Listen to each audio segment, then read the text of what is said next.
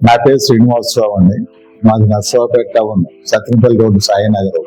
నాకు right side కంట్లో cataract వచ్చి 1 year అవుతుంది.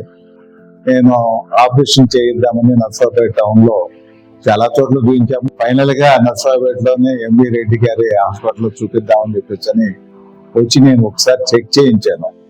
గతంలో కూడా వీళ్ళు కోర్టులో క్యాంపెయిన్ పెట్టినప్పుడు నేను చూపించుకున్నాను. చూపిస్తే మేడం గారు చాలా బాగున్నది చూసి ఒకసారి విజిట్ చేయండి అని చెప్పేసి చెప్పారు. దాదాపు 1 year అవుతుంది అది జరిగి కూడా.